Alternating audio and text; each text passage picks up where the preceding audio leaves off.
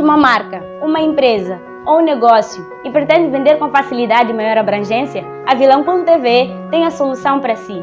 Venha correndo às nossas instalações e aproveite o nosso espaço para publicidade, anúncios de interesse público, venda de serviços e programas independentes em espaço de antena, cobertura de eventos particulares e empresariais, tudo isso e muito mais ao preço que cabe ao seu bolso. E lembrar que os primeiros 5 ganham desconto. Venha ter conosco.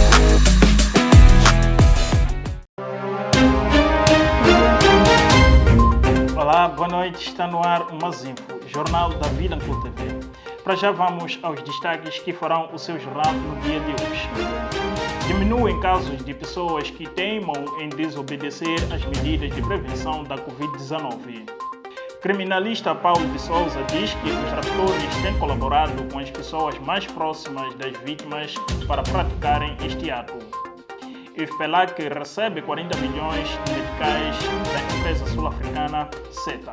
Estes e mais assuntos farão o seu jornal no dia de hoje. Mas já vamos aos seus desenvolvimentos. Falta de objetos que retratam o passado nos locais históricos compromete o alcance das metas de coleta de receitas, bem como visitas nos monumentos e sítios na província de Inhambane. É verdade. A informação foi revelada pelo chefe do Departamento de Patrimônio Cultural na Direção Provincial de Cultura e Turismo de Inhambane em uma entrevista concedida à nossa reportagem, onde fez saber que as metas traçadas para a coleta de receitas nos monumentos e sítios da província não foi alcançada, apontando como principal causa a falta de objetos achados naqueles locais durante as escavações arqueológicas, que são o principal atrativo turístico. E ainda não chegamos ao nível desejado, porque na maioria dos nossos locais históricos e temos as 4 paredes e temos a história, na sua maioria. Precisamos de ter os acervos, os objetos de exposição. Um turista, quando chega, por exemplo, à estação arqueológica de Chibuene, precisa de ver os objetos retirados durante as escavações arqueológicas. Precisamos de ver a louça vidrada, precisamos de ver como se chama, o barro. Então, é isto que ainda está a faltar. Mas, como eu havia dito, é um desafio. Segundo Chauque, a Universidade Eduardo Mondlane, local onde se encontram os objetos, recusa-se a devolver os achados às suas origens, alegando a falta de segurança. O material existe na Universidade Eduardo Mondlane e que precisamos de resgatar esse material. Mas para podermos resgatar esse material, nós precisamos primeiro da segurança ao local. E seria absurdo buscarmos um material, colocarmos no museu e que 2, 3 dias será vandalizado e todo o material desaparece. Então o que nós queremos primeiro é garantir a segurança nesses locais históricos para depois devolvermos os acervos. E porque os objetos são uma peça importante para atrair visitantes, o nosso entrevistado fez saber que estão em curso algumas ações visando garantir a segurança em todos os locais históricos da província. Bem, nós estamos a desenhar projetos de reconstrução ou outro visual dos locais históricos. E nós estamos a trabalhar para a revitalização dos locais históricos e de modo, aquilo que eu disse, a garantir a segurança. Já apresentamos vários projetos, estamos na fase de procura de financiamento, de parceiros. Só falta uma coisinha só para um acerto, mas sim, a nível local, podemos ter iniciativas juvenis, ideias de jovens criativas para garantir essa gestão do nosso patrimônio. A província de Manica vai comercializar mais de 1 milhão de produtos agrícolas este ano. Manica vai comercializar mais de 1 milhão de produtos agrícolas este ano. A província de Manica vai comercializar mais de 1 milhão e 164 produtos agrícolas. A informação foi tornada pública durante o lançamento da campanha deste ano. Em uma cerimônia que decorreu no posto administrativo de Amatongas, distrito de Gondola, o representante do Estado a nível da província de Manica, Edson Makwakwa, garantiu que a província de Manica vai comercializar nesta campanha agrícola pouco mais de 1 milhão de produtos agrícolas contra 1 milhão e 136 de igual período do ano passado, o que mostra uma subida de 3%. Ainda na intervenção, o secretário de Estado de Manica disse que o setor da agricultura apresenta algumas dificuldades com a falta de um mercado de compra e o não uso de marketing no processo das embalagens. No entanto, Edson Makwakwa referiu ainda que o governo vai disponibilizar meios para estancar estas dificuldades e outras. Desafios que nós temos ao nível da comercialização agrícola reside no preço que é praticado, que algumas vezes pode não ser compensatório, em forma de associações e cooperativas possam usar estas plataformas para melhor negociação de preços, que sejam preços sustentáveis para suas próprias atividades. O desafio que nós temos tem a ver com a forma como nós fazemos a embalagem dos nossos produtos. Os produtos nacionais têm uma melhor qualidade, têm um grande valor nutricional, são muito recomendados para a saúde, têm um bom sabor também.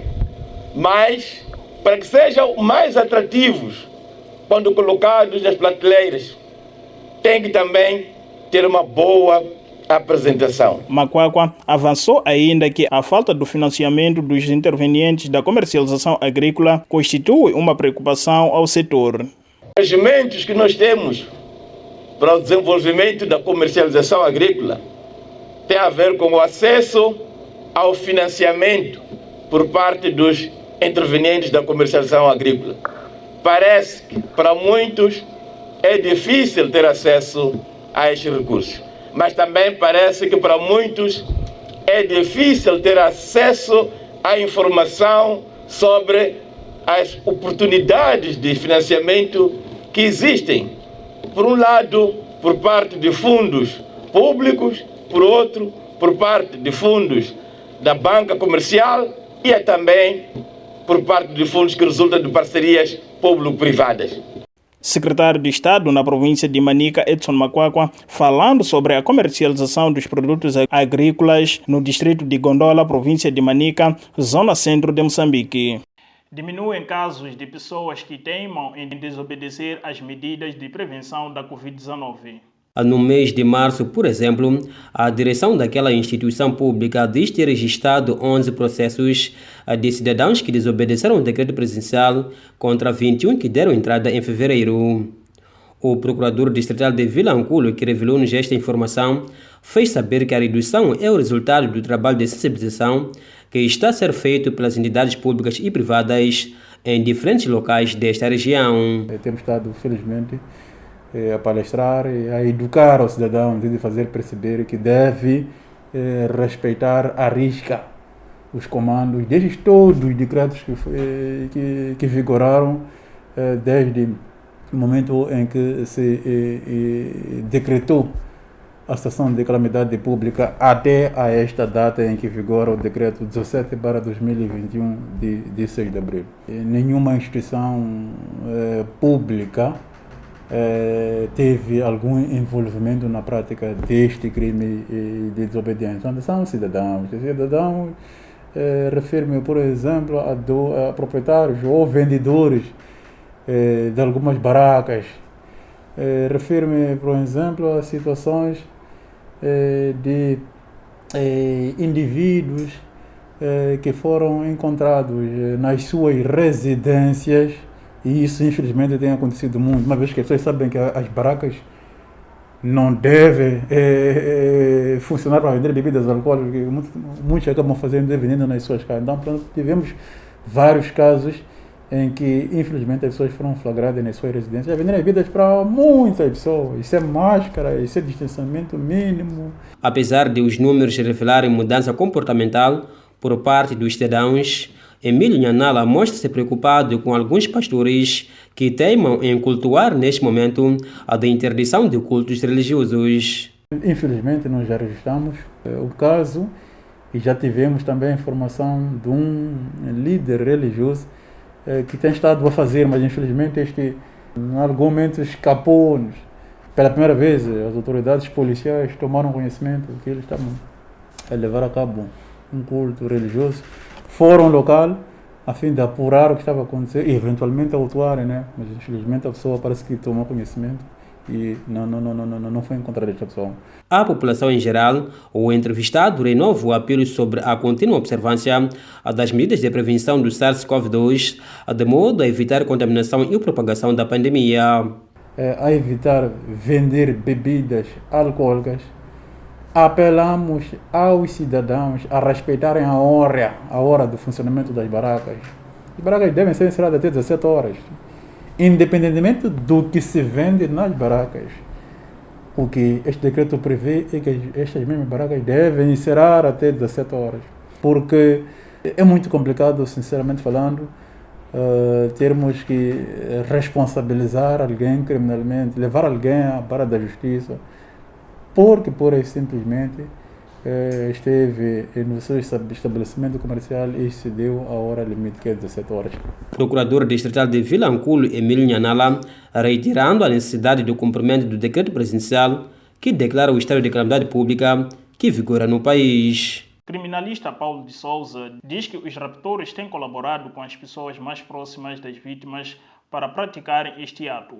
O crime de rapto tem sido nos últimos tempos matéria de preocupação e debate, com fundamento negativo na esfera social, política e econômica. Este tipo de prática ilegal tem como vítimas empresários e ou familiares destes, com condição visível de pagamento do resgate. De acordo com o artigo do jurista e criminalista Paulo de Souza, escrito e publicado em 2014, o crime de rapto é, pois, uma prática que requer a premeditação, uma preparação técnica, metódica e tática.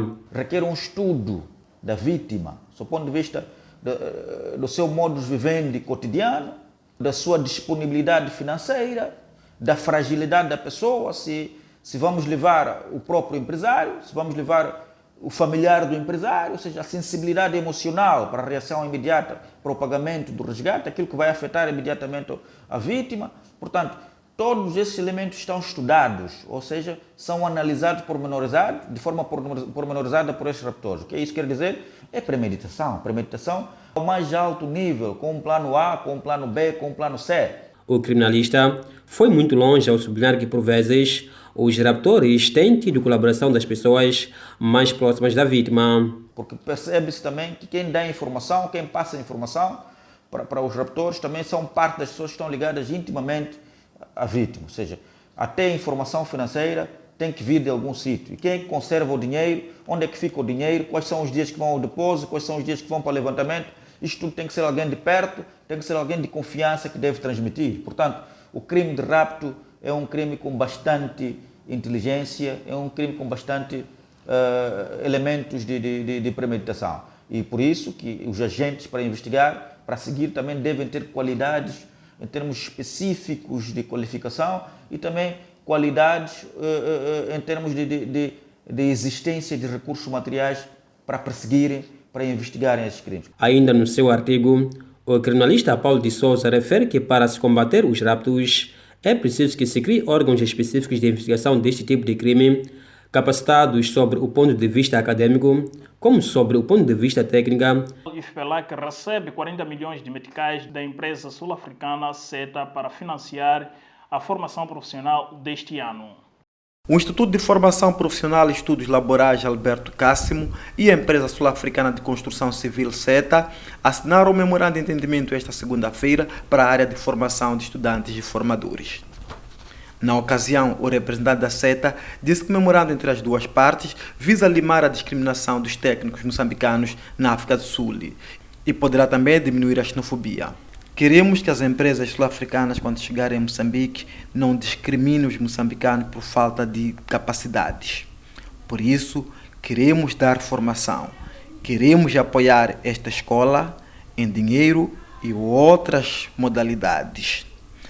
Com este memorando, poderemos ver a diminuir a xenofobia, porque poderão vir para aqui também sul-africanos participar em várias áreas de saber, com destaque para a área de construção e outras áreas. Petersburg é secretário de Estado para a área de emprego. Este disse na ocasião que o memorando mostra a cooperação existente na SADC. Mostra que a cooperação ao nível da SADC, da SADC, deve ser efetiva em todos os domínios. Não pode ser uma cooperação simplesmente olhando para os laços históricos e olhando para questões políticas, mas deve ser uma cooperação, sobretudo, que contribua para o bem-estar e para a qualidade de vida dos povos que habitam a SADC.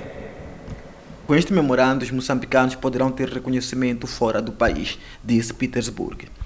Temos nos nossos centros de formação profissional artesãos que não têm certificação internacional, mas têm conhecimento e têm experiência.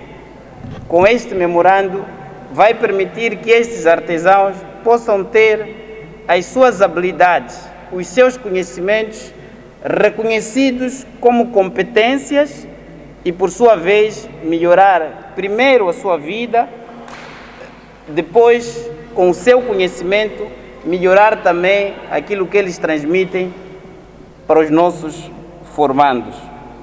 Nos cursos de construção civil, soldadura, mecânica auto, metalomecânica, vamos apostar para a certificação internacional.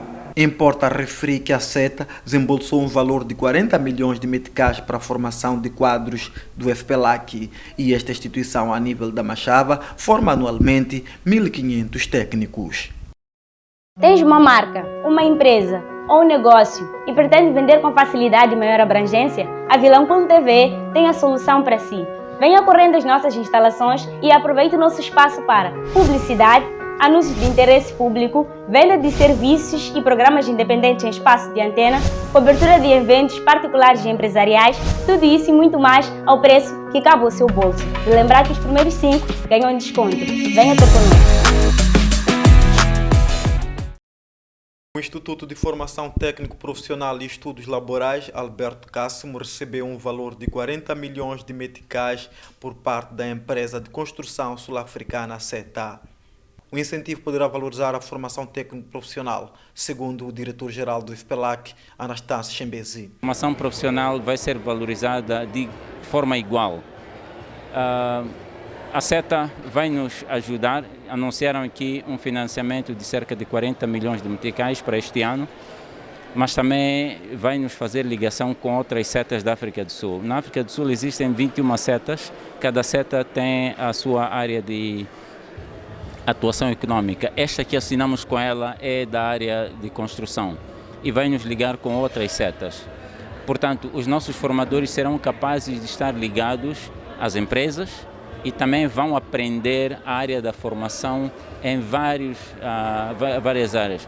Eles serão formadores preparados com certificação internacional. Vimos aqui a ICITB e está num processo muito avançado, é para certificar este centro de tal maneira que as demandas das empresas... Chembezi olha a parceria como futurística. Nós vemos isto aqui como futuro. Futuro não somente para o centro da Machava, mas para o FPLAC, porque estamos a falar de 250 a 300 formadores de todo o país. Imediatamente, se tudo correr bem, ainda no mês de abril, vai começar a formação técnica aqui em Moçambique, de inglês básico, que é para depois irem completar outras formações na África do Sul. Importa referir que no ato da assinatura do memorando, o secretário de Estado de Juventude e Emprego anunciou que o centro volta às aulas daqui a 30 dias, depois de uma paragem devido à pandemia da Covid-19. Para já vamos ver a previsão do tempo para esta quarta-feira. As províncias da zona sul do país poderão apresentar massa de ar seco. Maputo, céu limpo e com uma temperatura máxima de 28 graus e mínima de 18. Xai-Xai, céu limpo e com uma temperatura máxima de 29 graus e mínima de 18. Inhambane, céu limpo e uma temperatura máxima de 28 graus e 21 de mínima. Vilanculo, céu limpo e com uma temperatura máxima de 28 graus e mínima de 21. As províncias da Zona Centro poderão apresentar céu nublado. Beira poderá registrar uma temperatura máxima de 27 graus e mínima de 19. Chimoio, céu limpo parcialmente nublado e com uma temperatura máxima de 26 graus e mínima de 14. Tete, céu parcialmente nublado e com uma temperatura máxima de 31 graus e mínima de 20. Quilimane, aguaceiros e trovoadas com uma temperatura máxima de 27 graus e mínima de 22. Para a zona norte do país poderá se registrar um tempo com descargas elétricas e rajadas de vento e chuva. Nampula, aguaceiros e trovoadas e com uma temperatura máxima de 29 graus e mínima de 29. Lixinga, céu parcialmente nublado e com uma temperatura máxima de 22 graus e mínima de 13. Portanto, estimado telespectador da Vilanculo TV, com esta nota informativa colocamos o ponto final a este que é o seu jornal aqui na sua televisão online. Não se esqueça de subscrever as nossas páginas de YouTube, Facebook, Instagram, assim como no Twitter, porque nós queremos crescer assim. Ficamos por aqui e amanhã teremos mais na mesma hora.